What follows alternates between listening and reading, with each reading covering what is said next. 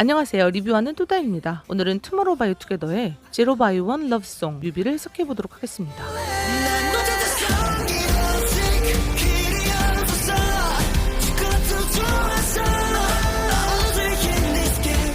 아직 뮤비를 안 보신 분은 오른쪽 상단에 카드를 띄워놓았으니 먼저 보시고 이 해석 영상을 시청하시길 권합니다. 이 영상은 개인적인 견해일 뿐 원작자의 의도와 전혀 다를 수 있으니 다양한 의견 중 하나라는 관점으로만 봐주시길 부탁드립니다.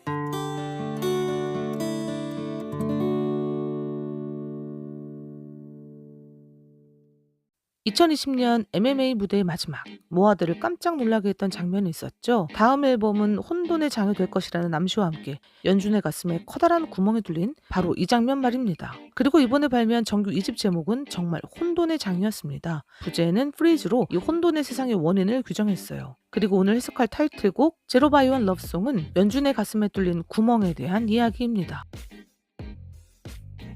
뮤비가 시작하면 검은 바탕에 문구가 하나 떠오릅니다. 성장기는 어떤 점에서 누구나의 삶에 놓여있는 보편적 구멍이라고 할 수 있다. 작게든 크게든 우리는 그 시기를 지나며 영혼의 허기와 빈 구멍을 체험하게 된다. 그런데 어떤 소년들에게 구멍은 너무나 자주 복잡한 형태를 띤 채로 삶을 침범하곤 한다. 강유정, 삶의 구멍에 대한 탁월한 메타포 맨홀.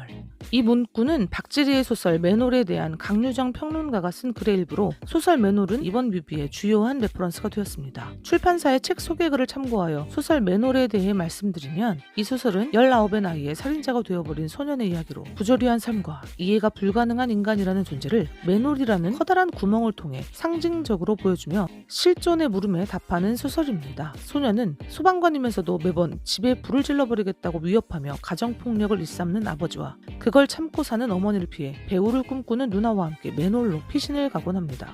아버지가 죽고 친구들과 함께 네팔인 불법 체류자를 살인한 뒤 기소를 당하는데 집에선 악마 같던 아버지가 16명의 목숨을 구하고 순직한 영웅으로 추앙받는 모습, 그런 아버지 덕에 살인죄의 형량을 줄여받게 되는 아이러니 등으로 인해 인생의 부조리함에 대해 느끼게 되죠. 누나가 맨홀을 떠난 뒤에도 소년은 맨홀에 머물며 안정과 평안의 장소로 여기다 나중엔 시체를 유기하는 장소로 사용하며 두려움을 제거하는 장소로 사용하기도 합니다. 소설에 대해 더 궁금하신 분은 사계절 출판사에서 나온 박지리 작가의 맨홀을 구입하거나 도서관에서 대출해 한번 읽어보시길 권합니다. 아무튼 다소 충격적이고 민감할 수 있는 설정이라 앞으로의 투모로우 바이 투게더의 세계관에 어느 정도나 소설의 내용이 적용이 될지는 잘 모르겠지만 이번에 공개된 뮤비만 보자면 소설의 디테일한 내용보다는 메타포와 기본 정조를 차용한 것으로 보입니다. 아마도 그렇기에 소설의 문장을 직접 인용한 것이 아닌 구멍의 상징에 대해 이야기한 평론의 문장을 인용한 게 아닌가 싶어요. 소설 맨홀을 살펴보면 구멍은 참으로 다양한 의미를 가지고 있어요. 길을 걷다 우연히 빠지기도 하는 맨홀이라는 구멍은 소년에겐 장애물로 폭력을 일삼는 아버지와 무기력한 어머니입니다. 가정폭력으로부터 도피해 누나와 찾아 들어간 맨홀은 남매를 보듬어주고 안정시켜준 치유의 공간이고요. 맨홀에서 함께 놀다 빠져나가 배우가 된 누나에게는 새로운 통로가 되었습니다. 또한 맨홀은 아버지의 훈장과 감사패, 소년이 살인한 시체를 유기하는 어둠의 저장소이기도 합니다. 구멍을 피해 구멍으로 나온 연준이 구멍을 통해 치유받는다는 내용의 뮤비에서도 수많은 구멍이 등장합니다. 싸우는 부모님은 장애물로, 방문과 침대는 새로운 곳으로 가는 통로로, 수영장은 치유의 공간으로 기능하죠. 이 수많은 구멍들이 의미 있는 것은 강유정 평론가의 문구처럼 이 구멍들이 누구나의 삶에 놓여있는 보편적 구멍이기 때문에 못 본 척 슬쩍 지나가거나 아무렇게나 메워버릴 수 없기 때문이라고 생각합니다. 그렇기에 꿈의 장을 거쳐 혼돈의 장으로 들어온 투모로우 바이 투게더에게 구멍의 고찰은 피할 수 없는 단계였고 또 매우 적절하다고 느껴지고요. 이제 뮤비의 처음부터 찬찬히 살펴보며 곳곳에 숨겨진 상징들에 대해 말씀드리도록 하겠습니다. 연준은 거실에 앉아 게임을 하고 있습니다. 하지만 집중하고 있는 것 같지는 않아요. 부모님이 상당히 격하게 싸우고 계시거든요. 한두 번 있는 일 같진 않고요. 부모님이 싸우실 때 못 본 척하고 게임을 하고 있다는 건 이러한 일이 상당히 빈번하게 이루어진 일상이라는 뜻이죠. 연준에게 부모님과 집은 그 자체로 구멍입니다. 장애물로서의 구멍 말이죠. 이때 연준이 차고 있는 목걸이가 저는 총알처럼 보이는데요. 연준이 총상을 입어 구멍에 뚫린 듯 상처 입어 구멍난 영혼이라는 걸 나타내는 아이템이 아닐까 생각해보았습니다. 격렬해지는 싸움을 보다 못한 연준은 일어서서 밖으로 나가려고 합니다. 이때 새가 날아가는 장면이 삽입되어 있어요. 새 바로 다음에 연준의 모습을 붙여서 편집을 해놓아 새 이퀄 연준처럼 보이는데요. 이 새는 나중에 중요한 역할을 하는 상징물이니 잘 기억해 두시길 바랍니다. 연주는 아버지의 옷에서 자동차 키를 슬쩍해 밖으로 나갑니다. 밖엔 멤버들이 기다리고 있죠. 아버지의 차를 타고 연준과 멤버들은 즐겁게 드라이브를 합니다. 이때의 자동차는 새로운 곳으로 가는 통로의 역할을 하는 구멍입니다. 즐겁게 드라이브를 하는 가운데 휴닝카이는 하늘에 떠있는 물고기를 한 마리 보는데요. 휴닝카이뿐 아니라 나중에 연준도 방 안에 떠있는 물고기를 발견하고 더 나중에는 멤버들 모두 하늘을 나는 물고기를 발견합니다. 노랫말에 맞추어서 생각해보면 물고기는 너를 의미합니다. 가사에서 너는 어느 날 내게 나타난 천사 like oh my god so holy를 보듯 하늘과 관련된 성스러운 천사 같은 존재를 말하는데 물고기가 하늘에 있다는 것 그리고 형상이 마치 천사의 옷과 같은 느낌의 지느러미를 가지고 있다는 것을 볼 때 그렇죠. 다른 의미에서 물고기는 완전한 성장을 이루어 자유롭고 완전한 나를 의미합니다. 마치 영화 조제, 호랑이 그리고 물고기들에서 물고기가 사랑의 시작과 과정과 끝을 통해 자유롭고 독립적인 존재가 된 조제를 의미했던 것처럼 이번 투모로우바이투게더의 뮤비에서 또한 물고기는 멋지게 성장한 나, 자유로운 나, 되고 싶은 나를 뜻한다고 생각합니다. 하지만 현실에서는 그렇지 않죠. 이상과 바람과는 달리 현실의 나는 어항 속에 갇힌 작고 보잘것없는 물고기일 뿐입니다. 이 어항도 잘 봐주시길 바랍니다. 중요한 단서로 쓰이거든요. 숲으로 들어가던 자동차는 그러나 도중에 멈추고 말아요. 연기가 폴폴 납니다. 멤버들은 어쩔 수 없이 뒤에서 밀어요. 자동차가 중간에 멈춘 이유는 자동차가 진정한 통로로의 구멍이 아니기 때문입니다. 뮤비 가장 첫 장면은 연준이 자동차 키를 들고 멤버들에게 뛰어오는 장면이었어요. 키는 말 그대로 문제를 해결할 열쇠입니다. 하지만 키와 자동차 모두 연준의 것이 아닌 아버지의 것이죠. 그러므로 이 키로는 연준이 안고 있는 문제를 해결할 수 없고 자동차는 새로운 곳으로 보내줄 통로의 역할을 미처 다하지 못하고 중간에 멈추어 서는 것입니다. 자동차가 다다른 곳은 수영장이 있는 낡은 건물이었지만 저는 원래 연준이 가고 싶었던 곳이 바다가 아니었을까 싶어요. 연준은 멋진 물고기를 꿈꾸고 그렇게 멋진 물고기가 있어야 할 곳은 바다 혹은 강이니까요. 하지만 아직 연준과 멤버들은 성장하지 못했으므로 바다 대신 수영장에 다다르게 되었다고 생각합니다.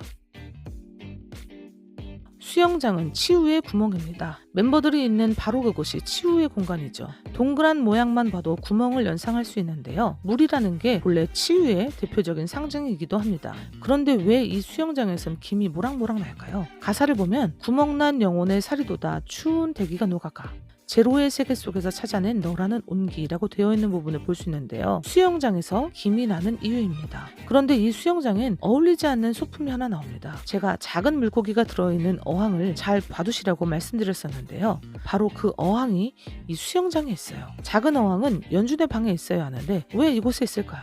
저는 이 수영장의 공간이 사실은 연준의 환상이라고 생각해요.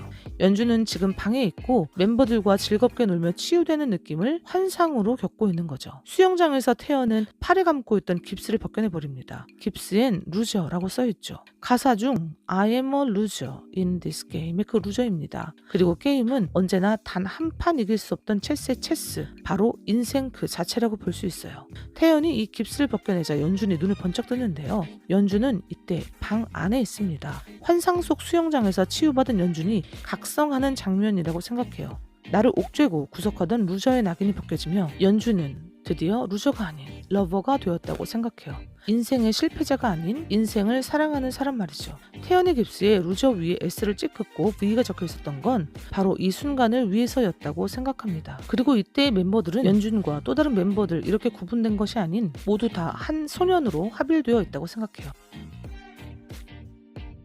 수영장에서 치유된 연준은 드디어 현실을 직시하게 됩니다. 현실은 수영장이 아닌 방 안이죠. 멤버들은 연준의 방 안에서 잠을 자거나 잡지를 뒤적거리거나 그저 가만히 있거나 감자칩을 먹습니다. 멤버들을 바라보던 연준은 갑자기 춤을 춥니다. 이 만보춤은 영화 아비정전에서 장국영이 추었던 춤인데요. 정말 많은 곳에서 오마주된 춤이기도 합니다. 그런데 연준은 갑자기 왜 이 장면에서 이 춤을 춘 걸까요? 제가 이 날아가는 새의 장면을 잘 기억해 두시라고 말씀드렸었는데요.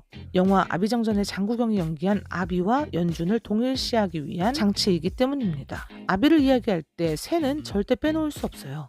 아비는 늘 텅 빈 가슴으로 허무 그 자체로 살아가는 남자입니다. 아비는 침대에 누워 마치 자신의 이야기를 하듯 새에 대한 이야기를 하는데요. 이렇게 독백하죠. 발 없는 새가 있어. 이 새는 나는 것 외에는 알지 못했고 날다가 지치면 바람에 몸을 맡기고 쉰대. 이 새가 땅에 내려오는 그날은 죽는 날이야. 지쳐도 죽을 때까지 편히 쉴 수 없는 발 없는 새는 연준의 상황을 대변합니다. 연준의 상황도 이렇거든요. 제로의 세계, 끝이 없던 어둠 속, 뭐든 내 두 손 끝에선 불이 나게 도망가 멀리. 무적행의 바닥. 길이 없었어. 죽어도 좋았어. 아마 난 안 될 거야. 천국엔 못 갈 거야. 내 자리 따위 천국엔 없어. 뭐든 내 두 발끝에선 새까맣게 물들었었지. 얼음뿐인 이곳.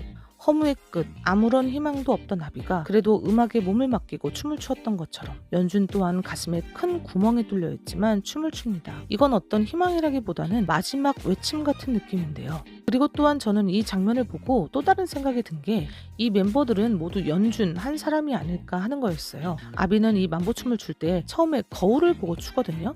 침대를 거울이라고 생각한다면 침대 위 멤버들은 연준 자신이고 그동안 심드렁하게 있거나 잠을 자거나 그저 감자칩을 먹던 현실의 자신의 모습을 멤버들이 연기한 게 아닌가 하고 말이죠. 연준이 춤을 추며 나가는 문은 새로운 세상을 연결해주는 통로로서의 구멍입니다. 문 밖엔 비현실적인 암흑이 펼쳐지는데 마치 블랙홀처럼 보이기도 해요. 그 비현실의 공간엔 아버지의 차와 드럼통이 있습니다. 아버지의 차가 있는 곳은 추운 대기와 얼음뿐인 곳이기에 멤버들은 추위에 떱니다.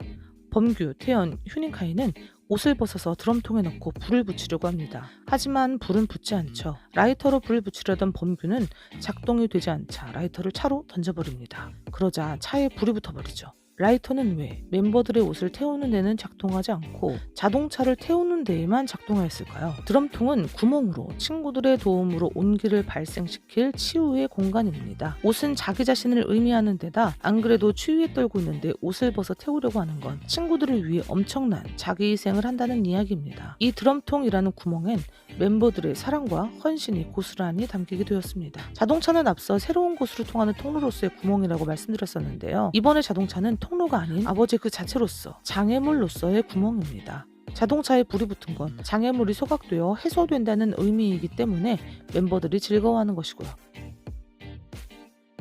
자동차가 불에 타는 장면 뒤에는 불타는 자동차 앞에서 즐거워하는 멤버들과 수영장에서 재미있게 노는 멤버들 그리고 무표정한 얼굴의 멤버들과 집에서 괴로워하는 연준의 모습이 교차 편집되어 나타납니다. 저는 이 장면들이 판타지와 현실이 뒤섞인 장면이라고 생각하고 있습니다. 모든 노래가 끝난 후 혼자서 잠에서 깨는 연준의 모습을 보면 알 수 있는데요. 자동차가 불타오르던 그 장소에 연준 혼자 침대 위에서 잠을 자다 깨어나는데 불탔던 자동차는 멀쩡하고 멤버들은 보이지 않죠.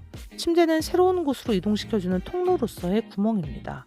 집에서 괴로운 생활을 하던 연준이 침대를 통해 새로운 곳으로 가길 원했고 그가 온 곳은 멤버들과 즐거이 시간을 보냈던 이곳입니다. 하지만 장애물은 여전히 건재하고 멤버들은 모두 멀리 떨어져 홀로인 상황이 지금의 현실입니다. 하지만 이 모든 게 연준의 꿈이나 상상이었다고 하기엔 미심적인 부분이 있습니다. 그건 잠에서 깨어난 연준의 머리가 젖어있기 때문인데요. 어쩌면 이 모든 건 실제로 이루어진 일이고 어떠한 이유에서인지 시간을 되돌려졌거나 혹은 연준의 기억이 왜곡되거나 기억을 망각했을지도 모른다는 생각이 들어요. 이 침대 장면은 영화 이터널 선샤인을 떠오르게 하는데 사랑의 아픔으로 인해 기억을 조작하고 망각하는 내용의 영화이기 때문입니다. 어쩌면 연준과 나머지 멤버들이 지금 현재 다른 타임라인에 있는지도 모르겠고요. 확실히 두 번째 챕터로 넘어오면서 더욱 성숙해진 투모로우바이투게더의 모습을 볼 수 있었습니다. 운전을 하는 거라든지 불을 예전에는 성냥으로 냈다면 이번엔 라이터로 낸 부분 같은 데서 좀 더 확실히 느낄 수 있었는데요. 또한 조심스러운 추측이지만 왠지 자동차를 불태웠던 이곳이 저는 매직 아일랜드라고도 여겨지기도 하는데 뭔가 상당히 판타지스러운 공간이 되게 현실적인 공간으로 바뀌면서 멤버들이 성장하고